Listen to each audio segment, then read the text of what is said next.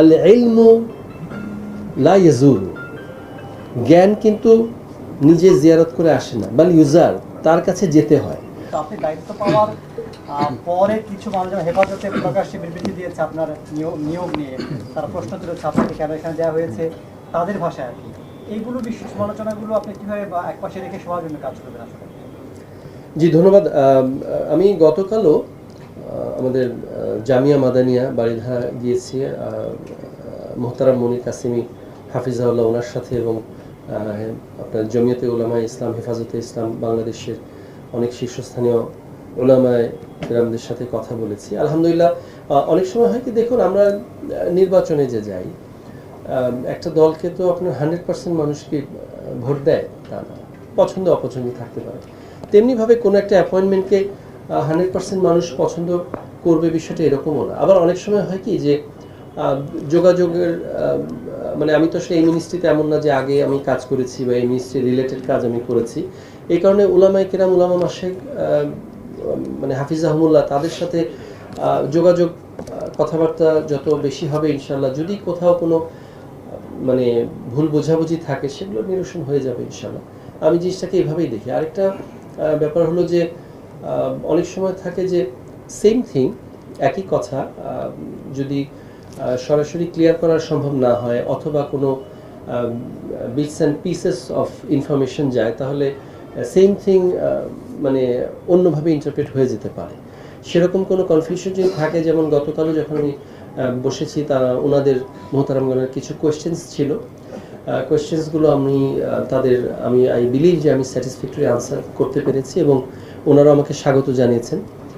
আরেকটা ব্যাপার হলো যে ব্যাপার যেটা হচ্ছে, আমরা তো কেবল অ্যানাউন্সমেন্ট হয়েছে, এবং আমি আজকে ইনঅগারেশন বলতে পারেন আমি আসলাম। তো আসলে আল ইলমু লা ইয়াজুরু, জ্ঞান কিন্তু নিজে জিয়ারত করে আসে না, বাল ইউজার, তার কাছে যেতে হয়। তো আমি ইনশাল্লাহ বাংলাদেশের প্রথিতযশা ওলামায়ে কেরাম যারা আছেন, বিভিন্ন মতের যারা আছেন, সেটার সহাবস্থান নিয়েই বাংলাদেশে ধর্ম বিষয়ক মন্ত্রণালয় এবং ধর্মীয় মূল্যবোধগুলো এখানে ওয়ার্ক করে। শুধু ইসলাম ধর্ম না, অন্যান্য ধর্মাবলম্বীরও যারা মানে নেতৃবৃন্দ আছেন এবং যারা আপনার ধর্মীয় গুরু আছেন, তাদের কাছে আসলে যাওয়াটা আমারই জিম্মেদারি। তো সেই হিসাবে যখনই ওনারা মানে আমারই যাওয়া দরকার, সেই যাওয়াটা হয়তো আরও আগে গেলে ভালো হতো, এই টুকটাক যেগুলো কনফিউশন থাকে সেটা দূর হয়ে যেত।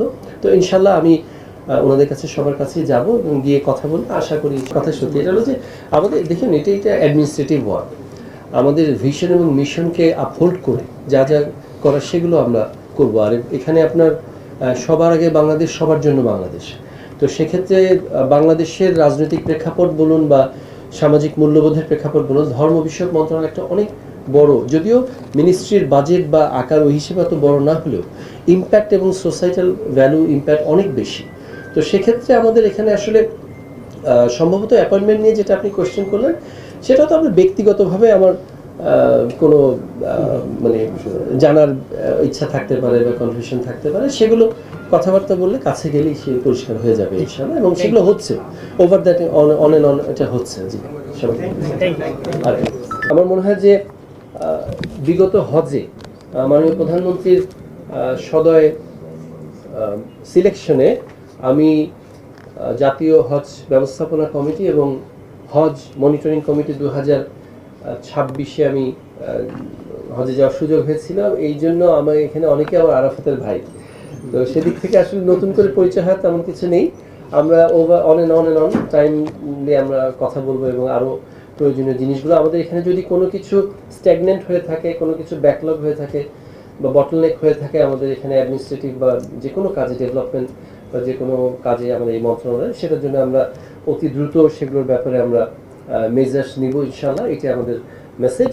আর আমাদের আমি একটু আগে যখন আমাদের মটোটা দেখছিলাম, মানে ভিশন অ্যান্ড মিশন দেখছিলাম, দেখুন এখানে ইট ইজ সেলফ এক্সপ্লেনেটরি। আমি যদি একটু বলি, আমাদের মন্ত্রণালয়ের ভিশনটা হলো ধর্মীয় মূল্যবোধ সম্পন্ন অসাম্প্রদায়িক সমাজ।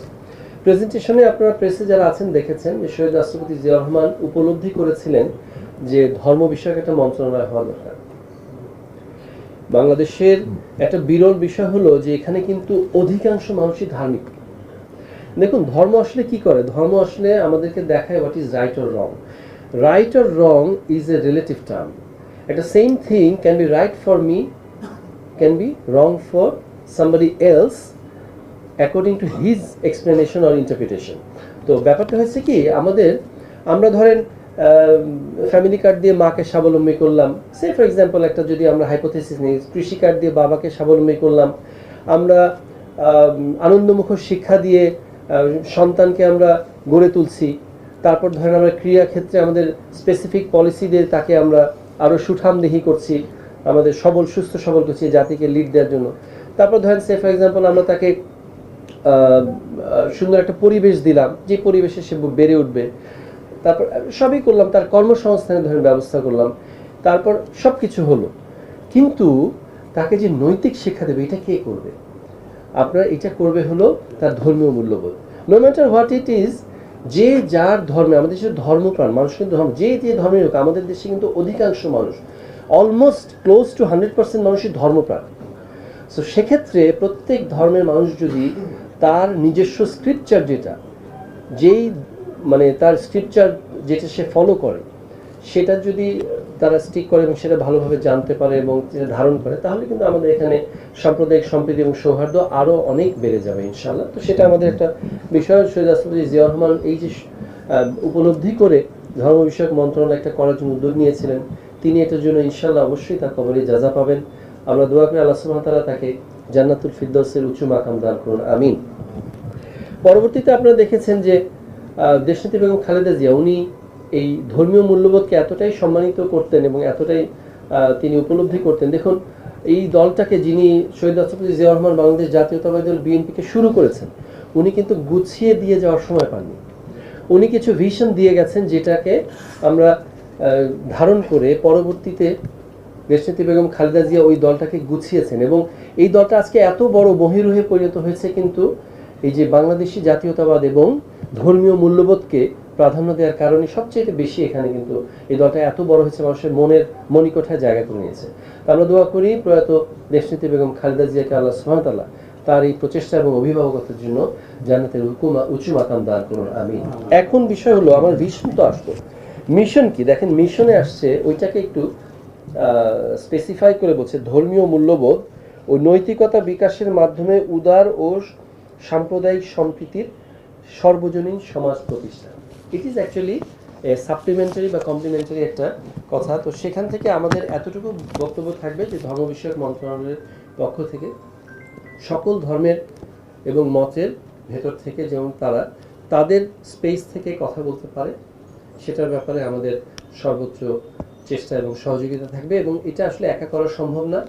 বাংলাদেশ যেহেতু সাম্প্রদায়িক সম্প্রীতির দেশ এবং ধর্মপ্রাণ মানুষের দেশ, যে ধর্মেরই বিশ্বাসের হয়ে থাকুক, আমরা আশা করব সকলের সহযোগিতা নিয়ে এই দেশ ও জাতি গঠনে এই মন্ত্রণালয়ের ভিশন মিশনকে আমরা আপহোল্ড করার জন্য সকলের সহযোগিতা চাই। সবার সুস্বাস্থ্য দীর্ঘায়ু কামনা করি। যিনি এই 31 দফা এই উপকারী জ্ঞানটা দিয়েছেন, বাস্তবায়ন করার জন্য যিনি ব্রত নিয়েছেন এবং